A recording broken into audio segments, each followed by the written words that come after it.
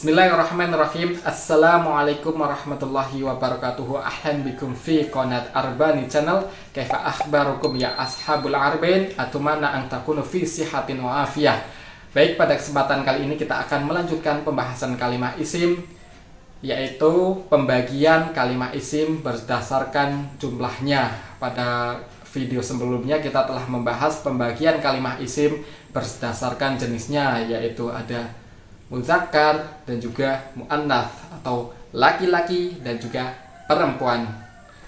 Baik, untuk kesempatan kali ini saya akan membahas pembagian kalimah isim berdasarkan atau menurut jumlahnya.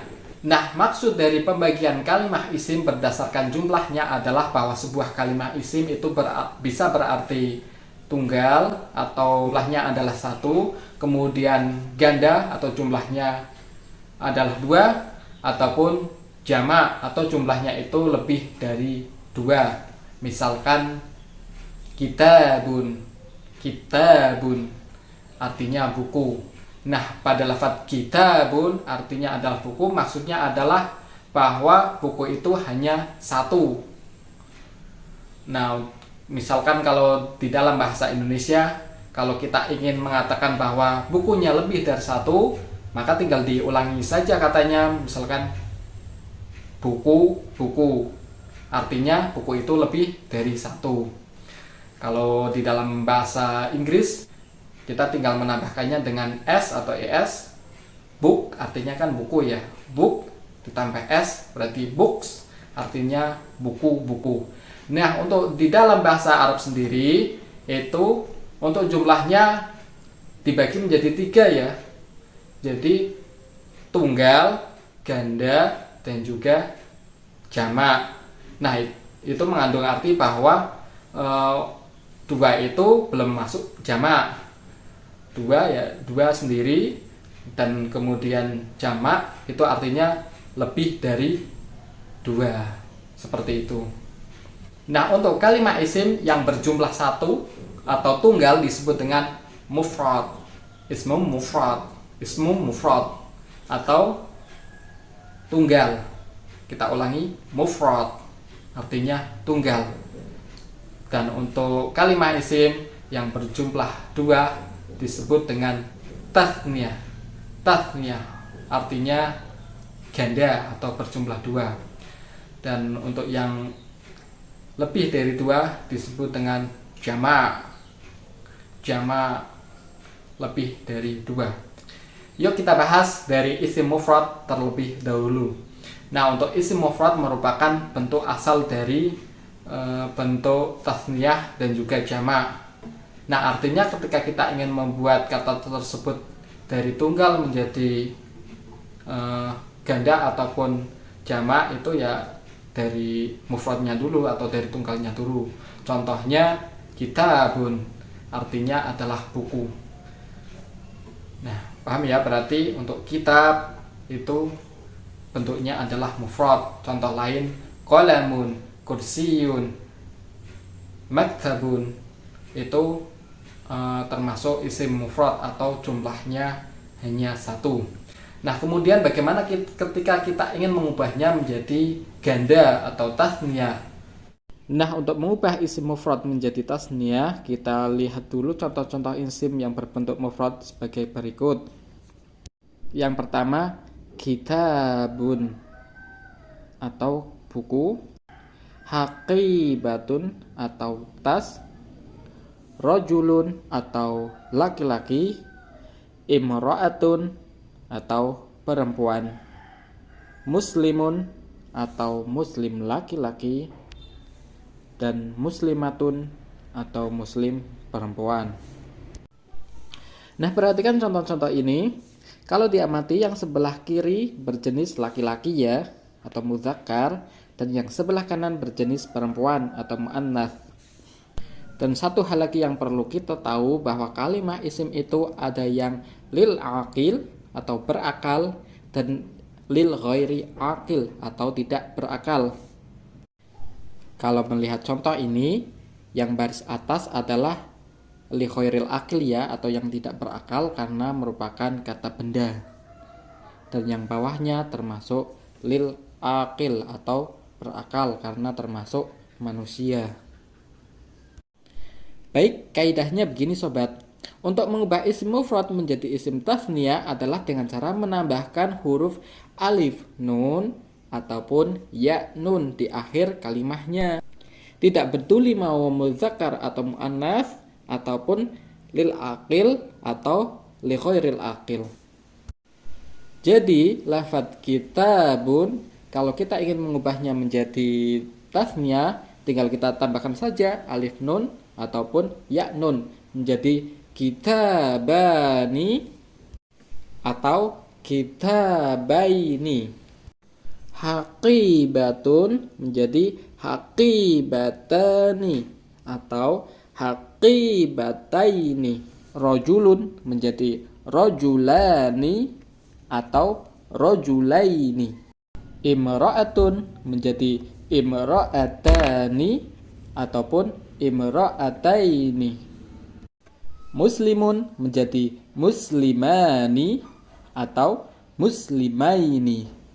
Dan muslimatun menjadi muslimatani ataupun muslimataini.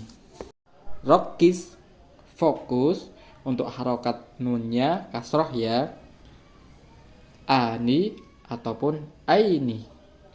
Nah tadi kok ada opsi penambahan alif nun atau ya nun. Jadi begini sobat, kalimat isim kalau sudah masuk ke dalam rangkaian kalimat secara umum bisa berubah akhirnya tergantung kedudukan dari isim tersebut. Sedikit contoh aja ya sobat. Ar-rajulani sha'imani. Artinya dua orang laki-laki itu ialah orang yang sedang berpuasa. Nah pada rangkaian ini isim-isimnya berkedudukan sebagai subjek dan predikat sehingga penambahannya adalah alif nun. Contoh yang lain, ra'aitu rajulaini. Artinya saya melihat dua orang laki-laki. Nah, pada lafadz rajulaini adalah isim yang berkedudukan sebagai objek. Dah gitu aja sedikit penjelasan mengenai opsi penambahan alif nun atau ya nun biar sobat tidak bingung. Terkait materi ini akan saya jelaskan di video selanjutnya. Baik, selanjutnya bagaimana kita akan mengubah isim tersebut dalam bentuk jamak atau berarti lebih dari dua. Nah, bentuk dari isim jamak itu ada dua sobat, yaitu jamak salim dan jamak taksir. Yuk kita bahas jamak salim terlebih dahulu. Nah, apa itu jamak salim? Jamak salim adalah jamak yang bentuknya itu tidak berubah dari bentuk mufradnya. Ya mirip-mirip lah dengan pembentukan isim tasniyah, yaitu bentuk mufradnya ditambah dengan huruf di akhir kalimatnya. Untuk jamak salim sendiri ada dua, yaitu jamak muzakkar salim dan jamak muannats salim. Kita langsung beri contoh jamak muzakkar salim. Muslimun. Muslimun adalah bentuk mufrad yang dapat dijamak salimkan. Dan karena muslimun adalah muzakkar atau laki-laki, maka bentuk dari jamaknya disebut dengan jamak muzakkar salim. Rumus dari jamak muzakkar salim adalah dengan penambahan wawu nun atau ya nun. Dari muslimun menjadi muslimuna atau muslimina.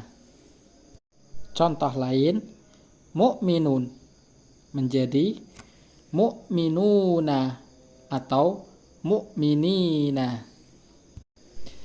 Kafirun menjadi kafiruna atau kafirina. Rokis, fokus. Pada bentuk jamak muzakkar salim ini, pada penambahan ya nun, pada huruf nunnya berharokat fathah. Secara penulisan sama dengan isim tasniyah. Akan tetapi perhatikan pada huruf nunnya kali ini adalah berharokat fathah menjadi muslimina. Kalau pada isim tasniyahnya kan berharokat kasroh, yaitu muslimaini. Dan untuk opsi penambahan wawu nun atau ya nun, penjelasannya sama dengan isim tasniyah, yaitu tergantung kedudukannya di dalam rangkaian kalimat. Kemudian jamak muannats salim kita contohkan sebagai berikut. Muslimatun. Muslimatun adalah bentuk mufrad yang dapat dijamak salimkan. Karena muslimatun jenisnya adalah perempuan atau muannats, maka bentuk jamaknya nanti disebut dengan jamak muannats salim. Rumus dari jamak muannats salim adalah bentuk mufrad ditambahkan dengan alif ta. Muslimatun menjadi muslimatun. Kalau masih bingung, bentuk mufradnya dimudzakarkan dulu. Dari muslimatun menjadi muslimun, kemudian ditambahkan dengan alif ta menjadi muslimatun. Nah, kali ini tidak ada opsi penambahan huruf ya. Cuma nanti ada perubahan harokat akhirnya dari dhammah menjadi fathah atau kasroh, tergantung kedudukan pada sebuah rangkaian kalimat. Dan sekali lagi sobat tidak perlu bingung. Terkait materi ini nanti akan dijelaskan di video selanjutnya, yaitu bab i'rab. Yuk lanjut kita bahas jamak taksir. Nah, kebalikan dari jamak salim, jamak taksir adalah jamak yang bentuknya itu berubah dari bentuk mufradnya. Contohnya, kitabun menjadi kutubun. Qalamun menjadi aqlamu. Perhatikan bentuk jamaknya berubah dari bentuk mufradnya. Nah, apakah boleh membuat bentuk jamak dari kitabun menjadi kitabuna dengan penambahan wawu nun? Jawabannya adalah tidak boleh atau salah. Mengapa?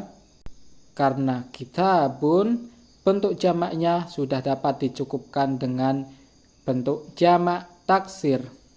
Jadi tidak dapat dibuat jamak salim. Lantas, apakah ada rumus dalam membuat jamak taksir? Jawabannya tidak ada.